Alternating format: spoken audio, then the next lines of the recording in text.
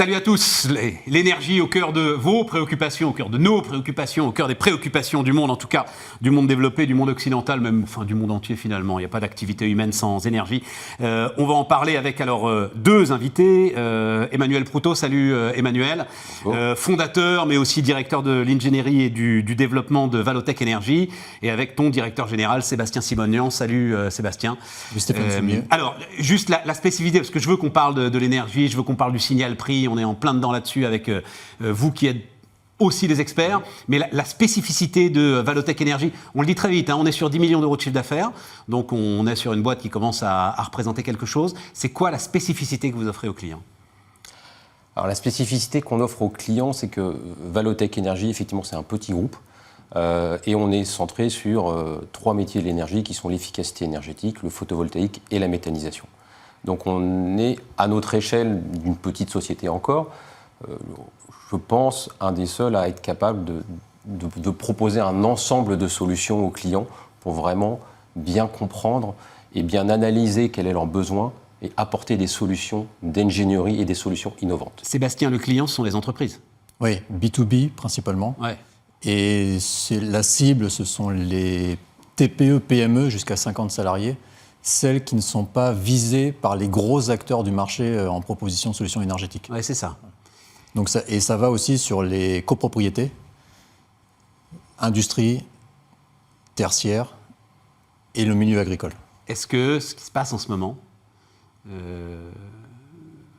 suscite un appétit, un intérêt, un éveil à l'ensemble des solutions que vous pouvez proposer? Parce qu'on le dit là, et moi je suis ravi de le dire, avec Valotech et avec une échelle de 10 millions d'euros, mais c'est un enjeu planétaire que vous portez, messieurs, parce que c'est vous qui allez la faire, la transition énergétique. Oui, je pense, nous, parmi d'autres, qui allons faire la transition énergétique, parce qu'on va apporter des solutions pour devenir plus sobre en consommation d'énergie primaire, puisque l'enjeu, il est là. Il n'est pas de baisser nos besoins, mais surtout être plus sobre. Et il existe des solutions techniques pour pouvoir le faire.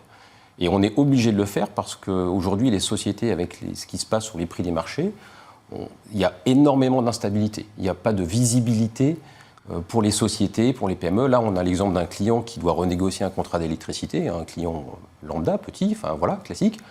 Son prix d'électricité qu'on lui propose, il a été multiplié par 8. C'est ça. Aujourd'hui. Donc c'est la situation, elle est là. Sur un an, là ? Sur un an. Enfin là, sur un an, ça a été multiplié par 8. Donc du coup, notre rôle, c'est d'apporter des solutions techniques qui vont permettre, toutes nos solutions techniques sont là pour permettre d'économiser 25, 30, 40, 50, 60% de l'énergie primaire. Mais d'ailleurs, c'est pas un secret d'ailleurs, hein, on enregistre cet entretien, il est hors de question de se lancer aujourd'hui sur le prix spot, parce que si ça se trouve demain, après-demain, au moment où dans 2 semaines ou une semaine cette interview sera diffusée, le prix aura peut-être encore évolué, dans un sens ou dans un autre d'ailleurs, hein, tellement la volatilité est folle en ce moment. Mais c'est là, si je peux me permettre, il y a une solution qui est proposée par Valotech donc pour un exemple, un industriel qui a ses sources d'énergie, sa consommation. On fait un diagnostic plein, complet, et en général, ils n'aiment pas trop alourdir leur bilan financier. Donc la solution qu'on propose, c'est un tiers investissement, c'est-à-dire qu'on a un fonds qui achète le matériel, qui le met en place, et il faut penser leasing pour bien comprendre, et qui vend uniquement à la consommation d'énergie. Ce système-là permet d'avoir, dans la partie du prix qui est proposé aux clients, une part qui est fixe, parce que c'est ce qui amortit le matériel. Ils vont au prix de marché ils vont au coût de production ou au prix de marché? Parce que c'est ça, toute la différence quand même. Oui, Et si le gars, il vend au prix de marché l'électricité qui est produite sur mon toit, je vais avoir un problème quand même. Alors nous, on ne vend pas de l'électricité, nous, on va vendre une économie d'énergie. C'est-à-dire qu'on va prendre un exemple. Le système de méthanisation, il produit de l'énergie. Oui, le système de méthanisation produit de l'énergie. Il produit de l'énergie, effectivement. Et ce qui était incroyable, qu'on pensait incroyable, aujourd'hui, la méthanisation est aidée par des contrats où on vend de l'électricité à prix un peu plus cher que le marché, qui était un peu plus cher que le marché. Aujourd'hui, les prix de vente de l'électricité et méthanisation sont moins chers que le marché. Donc on est devenu dans une situation... on n'imaginait pas cette situation. Et effectivement, nous, les solutions que l'on veut apporter, c'est de dire aux clients, comme il y a énormément de volatilité sur les prix, il vaut mieux investir dans des solutions techniques qui vont avoir un amortissement, parce que c'est de l'investissement, qui vont avoir un amortissement, sauf que vous avez une visibilité sur cet amortissement. Et diminuer énormément la part d'énergie primaire sur lesquelles vous avez de la volatilité. Ouais. Donc ça permet à nos clients de dire, on est sécurisé sur une très grosse part de notre futur coût de production d'énergie. Mais attends, oui, voilà, c'est ça. Mais attends, Sébastien, parce que je veux bien comprendre. OK, donc, solution d'efficacité énergétique, qui reste quand même la priorité dans ce que vous proposez à vos clients, l'efficacité énergétique. Ça s'insère dans le plan pluriannuel de l'environnement. Ouais. En plus, ça s'insère dans le plan pluriannuel. Mais ensuite, si vous mettez autour de l'outil industriel, de l'entreprise, des éléments de production, là pour le coup c'est pour qu'il récupère lui-même l'énergie qu'il produit, on est d'accord ? Exactement, c'est l'autoconsommation. Voilà, c'est ça. C'est on a cette particularité de pouvoir faire des projets qui vont mixer de la production d'énergie thermique avec des panneaux photovoltaïques qui vont faire de l'autoconsommation pour le client, et on va faire une analyse complète de ce besoin du marché. Voilà. Et c'est comme ça qu'on arrive à faire une réduction.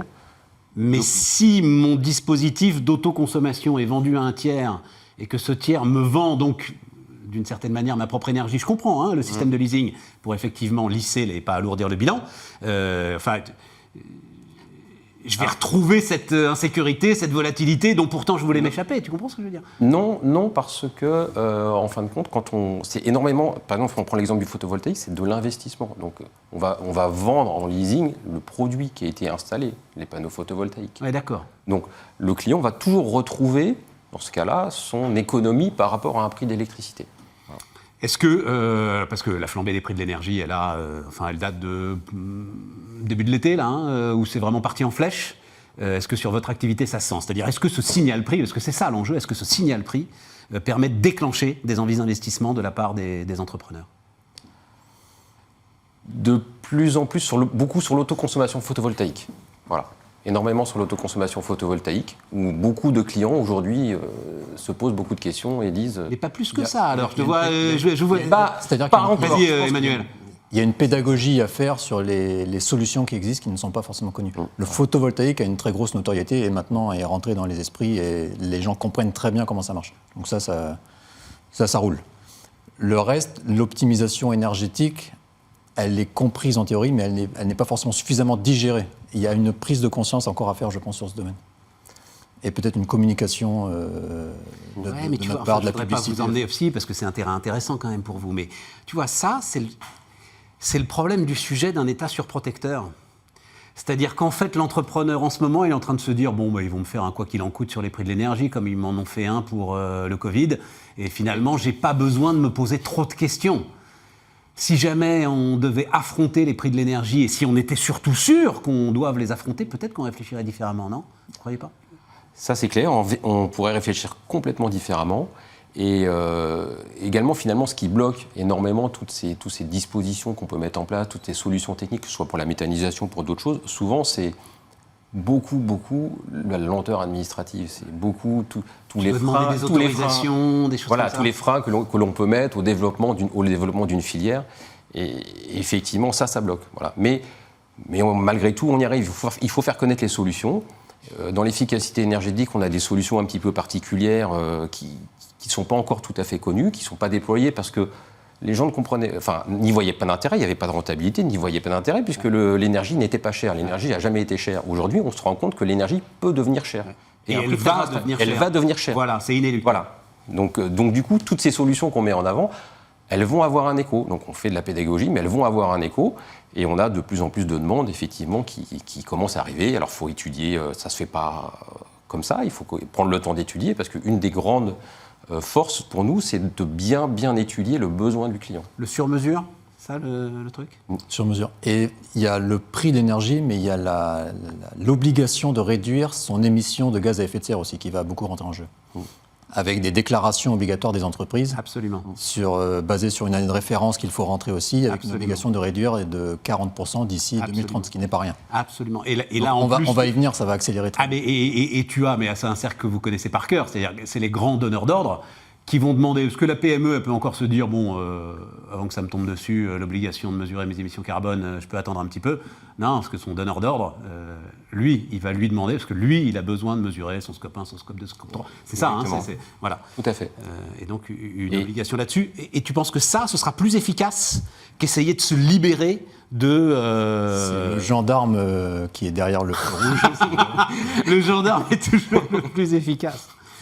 Un dernier point, c'était sur l'histoire du sur-mesure. Parce que, bon, l'énergie est évidemment un enjeu considérable. Voilà, on est sur des acteurs considérables, on est sur des capex absolument énormes et un peu effrayants d'ailleurs. Et néanmoins, il y aura besoin de structures petites et moyennes comme vous pour faire du sur-mesure et pour que cette transition énergétique soit vraiment efficace. L'avantage qu'on peut avoir, c'est quand on arrive quelque part, on ne cherche pas à tout révolutionner, c'est-à-dire à tout changer. Ouais. On va chercher à optimiser la solution, c'est-à-dire à faire avec l'existant. Et des fois, il n'y a pas grand-chose à faire. Quand on fait du froid, par exemple, avec une chambre froide, on émet de la chaleur quand on fait du froid. Cette chaleur est souvent perdue. Il suffit de la récupérer pour chauffer une autre pièce. Déjà, on optimise. Il suffit de pas grand-chose des fois. Et ça, des petites sociétés comme nous savent le faire. Emmanuel ? Exactement. Et c'est ton pari en tant que fondateur, c'est ton pari. Oui, et c'est aussi. Combien de temps d'ailleurs ? Il y a combien de temps 6 ans. 6 ans, elle a été 6 ans. Mais c'est le pari aussi, c'est aussi le fruit d'une expérience où j'ai travaillé dans des grands groupes avant et beaucoup de grands groupes avec qui on discute nous ont dit finalement, quand on veut des solutions un petit peu innovantes, nous, on va s'adresser à des petites sociétés. Ouais. Voilà. Small is beautiful, même dans l'énergie. Valotech Énergie nous accompagne.